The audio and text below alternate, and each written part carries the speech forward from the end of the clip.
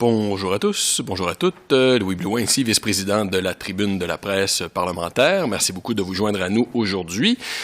Donc, on va pouvoir commencer. Il y aura à peu près, on me dit, une vingtaine de minutes d'allocution. Puis après, on va prendre des questions, que ce soit virtuellement ou dans la salle. Alors, on va tout de suite lancer ça. On va commencer donc avec Arielle Kayabaga, députée de London West. Thank you. Good morning, everyone. I'd like to begin by acknowledging that we are gathered today on the traditional unceded territory of the Algonquin, the Anishinaabe people. Merci de vous être rejoints à nous aujourd'hui. As you know, 2 weeks ago, a direct confrontation began. The Sudanese Armed Forces and Rapid Support Forces began a confrontation. This conflict ripped rapidly through Khartoum and locations throughout the country. And since then, it has escalated. Children are being rushed from their beds as bullets hit homes. Families are being torn apart as those who are able to try to flee from the violence. And thousands of people are gathering in temporary shelters with only a few hurried gathered possessions. L'intensité de ces combats a incité l'Organisation mondiale de la santé à mettre en garde contre l'apparition des maladies en raison de l'absence de services essentiels. Présentement, on estime à 50 000 le nombre d'enfants souffrant de malnutrition aiguë, dont le traitement a été interrompu en raison de conflits. Donc, cette situation est très déchirante, car les besoins humanitaires au Soudan touchent déjà 31% de la population. And now the conflict is causing acute shortages of food, severe shortages of water, critical shortages of medicine. And we would like to express our solidarity with those who have been injured, with families who have lost their loved ones, and with those who remain at risk because they're unable to travel to a safer location. As a child, I was a refugee, so I deeply understand firsthand the poisonous potential of conflict on families, communities, and regions. And that is why Canada is deeply grateful to our humanitarian partners for their perseverance in delivering life-saving assistance to people in need. So we join them in calling for an immediate end to the violence. We join them in calling for the safety of all humanitarian workers, and we join them in asking for unimpeded access to communities in need. For more on this and our response, I would like to hand over the floor to Canada's Minister of International Development, Harjit Sajjan. Good afternoon, everyone. It's nice to be joined here by my colleagues. Let me begin, too, by acknowledging that we are gathered today on the traditional unceded territory of the Algonquin Anishinaabe people. Thank you for joining us to discuss the heartbreaking humanitarian crisis unfolding in Sudan and Canada's efforts to provide much-needed support. Earlier this week, I heard firsthand from the Sudanese community in Canada about how important it was to let Canadians know that we are responding to this crisis quickly. And we hear you, and we are here to support. Last week, Canada was there to evacuate 400 Canadians out of danger on both Canadian Armed Forces and Allied flights. But the situation is deteriorating, and the Sudanese people still need our help. Alarmingly, civilians are stuck in the center of this conflict with limited or no access to the necessities like food, water, and medical care. The situation is dire, and Canadians will be there to help. I want to also stress that I and our government condemn in the strongest terms the ongoing violence between the Sudanese Armed Forces and the Rapid Support Forces. Canada continues to call for an end to the violence in Sudan. We call for safe and unrestricted humanitarian access throughout the country. Ultimately, our goal is to promote dialogue and support peace. And just today, Minister Jolie, our Foreign Affairs Minister, returned from Kenya, where she was doing just that. She spoke with regional partners to promote the continued peace talks and a sustainable ceasefire. I know that Canadians from across the country are deeply saddened by the hundreds of casualties and thousands of injuries that have been reported. For many Canadians with roots in Sudan and the region, this is also a very personal heartbreak. This conflict touches their lives and those of their relatives, their friends, and their colleagues. And Canadians stand with the people of Sudan in their demand for a peaceful and democratic future. We also recognize that this conflict has a devastating impact not only on Sudan, but also on neighboring countries, including Central African Republic, Chad, and South Sudan, and others. countries and communities that are already struggling with significant humanitarian needs and dealing with food insecurity and the effects of climate change as they seek to reduce poverty and build peace and security. Now, they are faced with additional challenges and are host to new influx of displaced people who need immediate assistance. The challenges are immense and they must not be faced alone. And that is why today I am announcing that Canada has allocated over $71 million in humanitarian assistance for the region, including over $30 million for Sudan. This funding will go to experienced partners working on the ground, including United Nations organizations like the World Food Program, UNHCR, and the UN Refugee Agency, the Red Cross, and NGO partners such as Action Against Hunger, Care Canada, World Vision, just to name a few. Canada will work with our partners to help meet people's needs quickly and with dignity. That means providing food, water, sanitation, and hygiene services. It means preventing and providing medical treatment for survivors of sexual and gender-based violence, as well as other health and protection services. And it means supporting partners as they provide emergency trauma care for civilians who are wounded by the fighting in Sudan. In this rapidly changing situation, Canada is ensuring that our funding remains flexible to allow our partners and host community to respond to evolving needs on the ground and to tackle new challenges as they emerge. Canada is here for the people of Sudan, just as we have been there as a long-standing humanitarian and development partner with them. Over the last 4 years, we have seen growing hope and determination for a brighter future. We have supported women's rights organizations and development partners promoting equality and democracy. It is heartbreaking to see that those hopes are dashed and to see that work put on hold. While our focus today is on humanitarian support, we know that the people of Sudan remain determined to build that brighter future. And Canada will continue to stand in solidarity with them today in the months to come. And in the coming weeks, I want to reiterate that I will be visiting the region to better inform myself of the future response, because Canada will be doing more. Thank you. Merci beaucoup.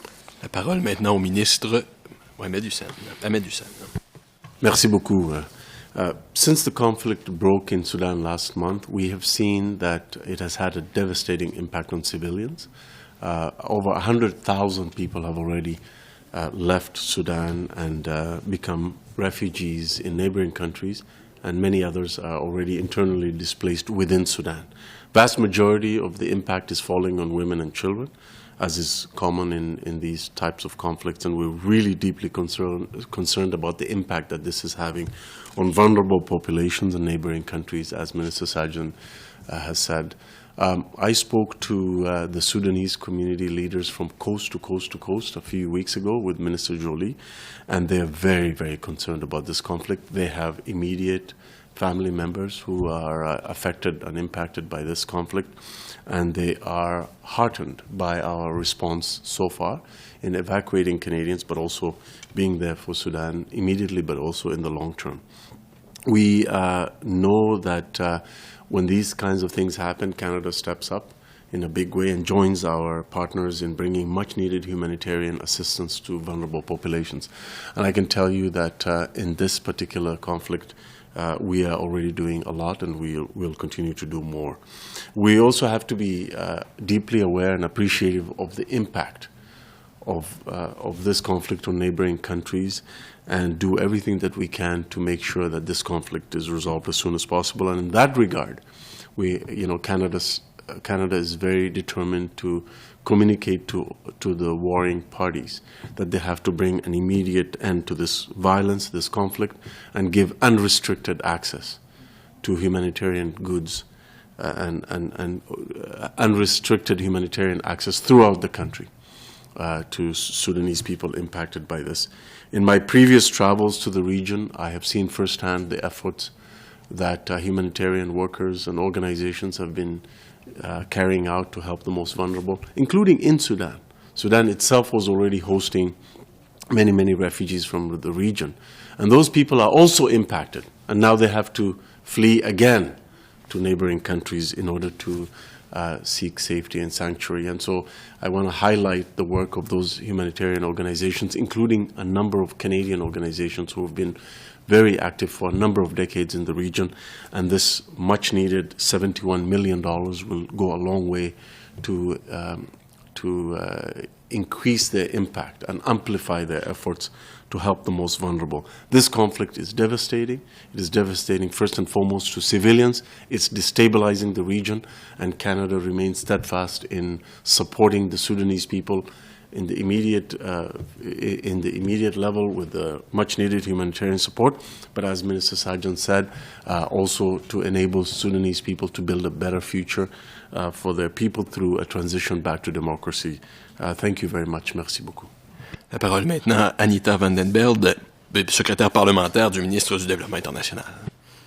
Good afternoon, bienvenue tout le monde. Je vous remercie, messieurs les ministres, de nous avoir fait part de cette annonce d'aide humanitaire pour le Soudan. Je vous remercie également tous de votre présence aujourd'hui, au moment où nous discutons du conflit actuel au Soudan et de l'intervention humanitaire du Canada. Aujourd'hui, nous annonçons que le Canada a accordé plus de 71 millions de dollars d'aide humanitaire à la région, dont plus de 30 millions de dollars pour le Soudan. Ces fonds iront à des partenaires expérimentés qui travaillent sur le terrain, notamment les organisations des Nations Unies comme le Programme alimentaire mondial et le UNHCR, l'Agence des Nations Unies pour les réfugiés, la Croix-Rouge et des ONG partenaires tels que Action contre la faim, Care Canada et World Vision, pour en citer que certains. Au cours des dernières semaines, le gouvernement du Canada a travaillé d'arrache-pied pour réagir au conflit au Soudan. Nous nous sommes efforcés d'apporter de l'aide aux citoyens canadiens qui se trouvent au Soudan et dans la région. Nous poursuivons notre collaboration avec nos partenaires d'aide humanitaire pour soutenir la population du Soudan qui se trouve au cœur d'un conflit dévastateur. Je souhaite donner un aperçu de la situation à laquelle la population soudanaise est confrontée et mettre en contexte l'annonce du ministre Sajjan. Même avant que le conflit éclate, les habitants avaient de la difficulté à nourrir leur famille. L'économie était instable, les emplois se faisaient rares et les changements climatiques avaient une incidence croissante sur la vie et les moyens de subsistance des personnes. Les besoins humanitaires au Soudan et dans la région atteignent déjà un niveau record. Par conséquent, de plus en plus de gens étaient en déplacement ou avaient été déplacés au sein du Soudan et des pays voisins. Des centaines de milliers de personnes avaient fui leur pays en crise pour trouver refuge en Soudan. Selon l'Organisation des Nations Unies, plus de 15 millions de personnes au Soudan avaient déjà besoin d'aide humanitaire au début 2023. Pour mettre les choses en perspective, imaginez simplement que chaque personne au Québec, en Alberta et dans les Maritimes fait face à une situation de crise. C'est le nombre de personnes dont il est question ici. Ce conflit devrait maintenant amplifier de manière spectaculaire ces besoins déjà importants. Il y a de graves pénuries d'aliments, d'eau, de médicaments et d'essence à l'échelle du pays. Des centaines de milliers de personnes risquent d'être déplacées, ce qui met une énorme pression sur les collectivités qui éprouvaient déjà des difficultés, tant à l'intérieur des frontières du Soudan que dans les pays voisins. Nous savons que pour les femmes et les filles qui se trouvent déjà en situation de vulnérabilité, les conflits augmentent considérablement le risque de violence sexuelle et fondée sur les genres. Une violence qu'aucune personne ne devrait jamais subir. Malgré ces circonstances incroyablement difficiles qui évoluent rapidement, le Canada poursuit sa collaboration avec ses partenaires d'aide humanitaire sur le terrain pour offrir son assistance. Je suis persuadée que je parle au nom de l'ensemble de la population canadienne lorsque j'exprime ma profonde reconnaissance aux travailleurs humanitaires courageux qui s'efforcent de soutenir le peuple soudanais et qui mettent souvent leur propre vie en danger. Les efforts que vous déployez en vue de sauver des vies, d'aider les personnes à faire face à la crise dans la dignité et la compassion comptent pour beaucoup. Merci beaucoup. On va maintenant pouvoir passer aux questions. We will now be able to take questions in the room first, but if there's people online who wish to ask a question, I would ask that you raise your hand, please. Let's start in the room. Dylan Robertson from the Canadian Press. Hi there. Thanks for taking the time today. I'm just curious about the funding. How much of this is new funding? How much of it is reappropriated? And if you could just kind of walk through the share of it. It's 14 organizations at least. If you could just kind of talk about, making sure it's not spread too thin. Maybe these are just all the people who are able to scale up. Thank you very much for the question. This is new funding that we have not announced yet. Having said this, though, this is funding that we had just allocated just before the fighting actually started. So what we've been able to do is move it very quickly, just doing a very quick assessment, trying to get the funding to the right place. As I said, over $30 million is immediately going to support Sudan and also the surrounding region. I will be announcing more, but I'll be doing that once I get into the region. Having said this, the assessments are going on right now. UNOCHA Martin Griffiths was just in the region. I've been talking to the various partners, UNHCR with Filippo Grande, and many others. Once we have that assessment and the UN comes up with their appeal, we'll put in additional funding. So the goal of this is making sure that the support is there. Once we have a better idea where the flow of the refugees are going, right now there's a lot of internal displacement, trying to figure out where the actual support can provide. The World Food Program have started operations once again in select areas, but now we're trying to determine where is the existing challenges outside of Chad, South Sudan. When we have more information, we will do so, but we will provide you the breakdown for the recent funding as well, though.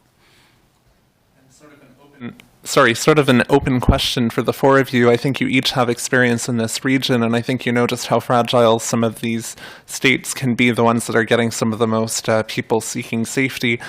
Can you just sort of speak about the importance of this not spinning out of control, and how can we actually do that to support these states who are, on the front line of this crisis, let alone the crisis in Sudan? If I can start and then pass it over to my colleagues who have some deep experience in the region. I can say that even from my last portfolio to this one, I've been monitoring the situation very closely. In fact, I was actually hopeful that there would be progress in Sudan. It's one of the reasons when I went on my last trip into the region, I actually decided to go to South Sudan because the peace agreement was expiring. I wanted to make sure that the government there knew that Canada will be there to provide support. However, we had actually allocated funding for support. But it just goes to show how fragile the situation is, and it's always very disturbing when different groups, for various reasons, end a ceasefire and they start fighting, and the population ends up suffering. When I was in the Kukuma refugee camp up in the north, I met one woman who had 3 children with her. She talked about how many hundreds of kilometers she had to walk through the desert in the heat at the risk of the sexual violence that's also there, and how one of her child almost died. Talked to a young man who was actually captured along the way, and he was missing an eye, and how he was able to escape. And the reason I share these stories is because as we talk about this, I think it's important to put into context for Canadians what the reality is on the ground and why this funding is so important to support the people. But at the same time, Minister Jolie was also there working on the greater stability as well. Thank you. So thank you for the question. I think that one of the biggest things to keep in context when crises or conflicts like this happen is keeping women and children at the forefront of the conversation, and also building those partnerships between Canada as a country and these other countries that are in these crises. When you look at our plan, are beginning conversations between Africa and Canada and building those relationships to continue to build on a feminist diplomacy. But that means that when we're talking about crises, wars, conflict, we have to make sure that women are at those tables. If you look at this specific conflict in Sudan, the people who are paying the higher price are women and children. I do have to say, though, I strongly commend the move that the government has made to bring people out of Sudan, and I can speak on my behalf, like as an MP for London West. A lot of families have reached out and confirmed that their families are out of the conflict crisis. But there's, I saw a video online of a child talking about how he doesn't want to go back to Khartoum. And I think that's a big lesson to be learned. And I hope that moving forward, when we address crises and situations like this, we keep women and children at the forefront of this conversation, because they lose a lot more than other people. So I think one of the things to note in this particular conflict is the fact that Sudan is the third largest African country. They share borders with a number of African countries that are already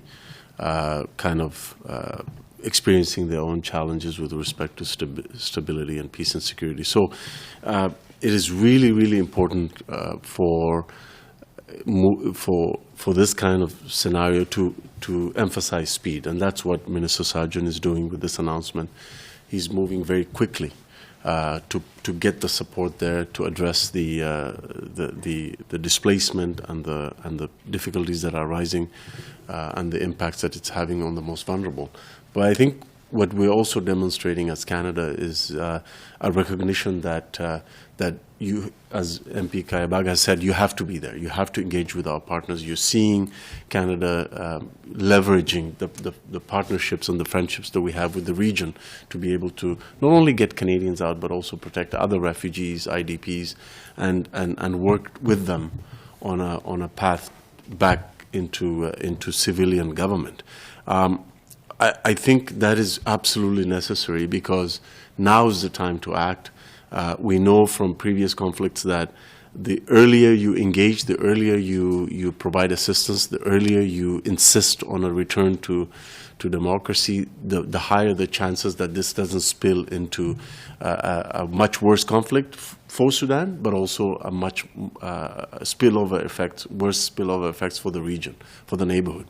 And so whatever we can do, we must do now, and speed is of the essence. Engagement and partnerships to leverage our relationships is of the essence, and that's exactly what we've been doing, and that's exactly what Minister Sajjan is doing now and will do in the future.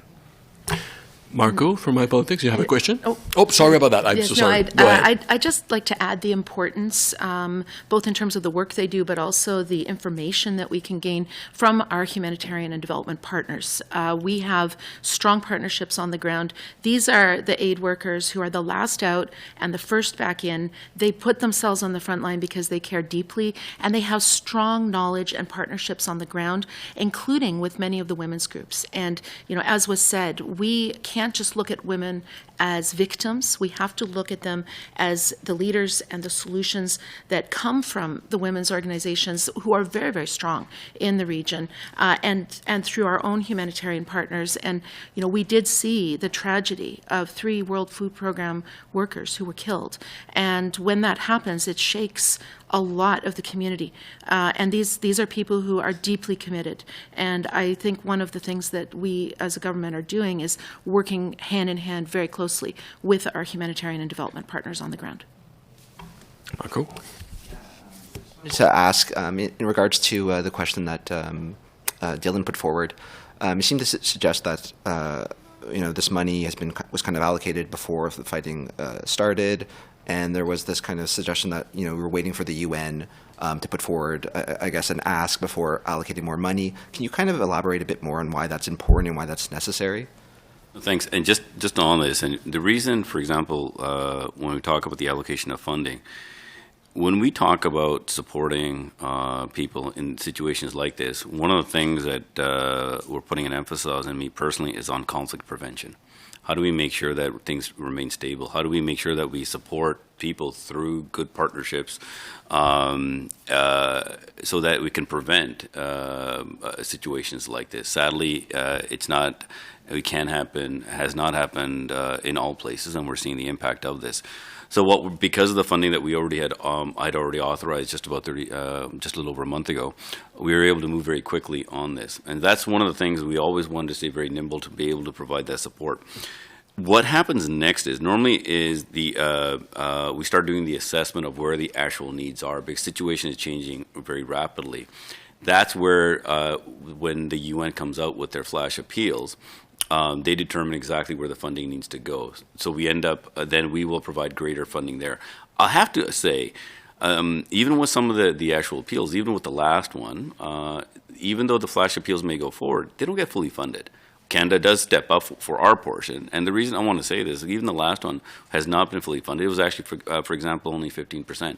So for Canada, what we want to demonstrate very clearly is when these flash appeals are forward, that Canada will be there, and we encourage other partners to also provide additional support, because resources do provide a solid impact of preventing conflict. When people go hungry, that's when I get concerned, because that's when conflict also can take place, and groups, whether they're part of government or not, can use these situations to kind of inflame situations. So the flash appeal will come out. We'll look at providing support. Once we do the further analysis, then we'll look at the long-term support that we could provide as well. Great. Second question. We saw over the weekend some announcements regarding changes to requirements for Sudanese people already in Canada. Is this also a sense of waiting to see what kind of a coordinated action the UN does before announcing maybe how many refugees from Sudan Canada will accept? I think Minister Sam will have more information on this as well. But having said this, I don't think that's going to be a part of the evaluation. The situation on the ground is so dire that the calculation of the number of people that can come back, it won't even be, I'll be honest with you, register. Hundreds of thousands of people that are internally displaced. There were already refugees inside Sudan itself, and then people are leaving. And now you have over 100,000 refugees that are going into other countries, especially into places like Chad. So we're focused on the people there. I'll be honest with you, I don't think that calculation would even have an impact. The needs are so dire. Yeah. I don't see any questions online. Is there any questions online? Please raise your hand. If not, I think we have time maybe for another round in the room if you guys feel like it. Marco or Dylan, let me know if you have an extra question. Always have questions. Just wondering if you could sort of walk through the medium term. This seems to be the short term response here. I realize you're hearing from the different organizations. I know that Minister Joly had been in touch with people in the region. If you could just walk through what happens next in terms of assessing our needs, and also you mentioned a visit to the region. If you had any rough sense of when that might actually happen. The actual needs. This, sadly, I want to emphasize is the needs were always there, first of all. And I think I want to stress to Canadians that, for example, we have a hunger crisis also taking place in Somalia right now. We will have more to say on this shortly. We have already allocated funds into the region. What this crisis does now just exacerbates the situation even further.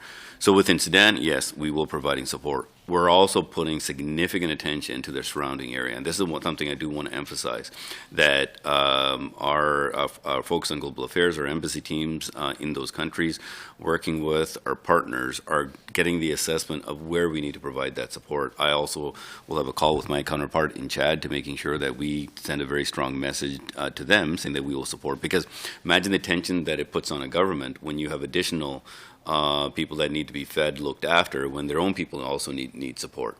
So we were going to send a very strong message through this funding of hey, we're there to support your stability. I will be actually the meetings that I already had planned were already in place. I'm making adjustments now because of the crisis in Sudan. I'll be actually going to Egypt for the African Development Bank meetings as one of the governors on the African Development Bank. This will be obviously a very significant topic. We were actually going to talk a lot about food security and how we can increase capacity within the continent. Canada's doing a lot of work on this. Plus, we're going to do a follow-up meeting with the AU from their visit here, and we were actually going to be listening to them about what the national plans that they have within the various countries and where Canada can actually better provide support. So rather than us saying what we can do, they were going to be briefing us on what their national plans are to better align our support with them. What this will allow us to do during this time is to make a much better assessment. I'm hoping to also visit Chad during this time, but we're doing an assessment so that way we can fine-tune our support. Marco? I guess the only question I would ask is, you're talking about when the UN puts forward another kind of a flash request for funding. Aside from Canada, are you talking, your international colleagues? You think anyone needs to step up, especially Egypt, for example, as it's a key player in this entire conflict? And I actually want to commend Egypt and the surrounding countries. So Egypt obviously are taking refugees themselves. When I was in the region, actually in Egypt, we looked at their humanitarian, their actual response and the work that they're doing, and I'll be able to assess their needs. But because I was already in the region, I had that impact. But one of the things I really want to kind of focus on is that we look at the support. I always try to remind people that we try to focus on the families and what their actual needs are. Sadly, with the hunger crisis, and I have to also mention the reason I mentioned the war in Ukraine, Putin's war that he started, has exacerbated the food security crisis and how much of a pressure that is. Like when I was in Kenya, the World Food Program had to cut meals in one refugee camp to one. Right. Luckily, we were providing more nutritious food into those camps that made it a little bit better. But just imagine now for a family that it can only have one meal. And that's one of the things I definitely want to emphasize for folks, that we are dealing with human beings who all they want to do is have a better future for their families. In Canada's work that we do through our Feminist International Assistance Policy is focused on families through a feminist lens, which focuses strictly on them. And one of the things that I have also found, I want to give actually a shout out to some of the organizations that are doing this work. When I was, for example, in South Sudan, just imagine the situation that's taking place there, a very fragile situation because the peace agreement that was just recently expired. The women there were, through agriculture, creating economic opportunity. Now, may not have seen a big project, but they were able to now grow food with the research and the know-how that has been provided. Now, that's one village that does not require that immense support. More importantly, they're able to then take that food and sell it. These micro examples, they put it all together, starts making people's lives better. That's what we're trying to do. And one of the things that we also need to do, and this is what Mr. Jolie has been leading on, is have that longer discussion of how do we get parties to discuss peace. And one emphasis I want to also mention is as my colleague just mentioned, is the work that we do in Women, Peace and Security. We actually support through Jackie O'Neill, our Women, Peace and Security Ambassadors, training for women to be peace negotiators. This is something that we're emphasizing, and we're hoping for them to be utilized even more so that there can be an opportunity for a longer lasting peace. Thank you.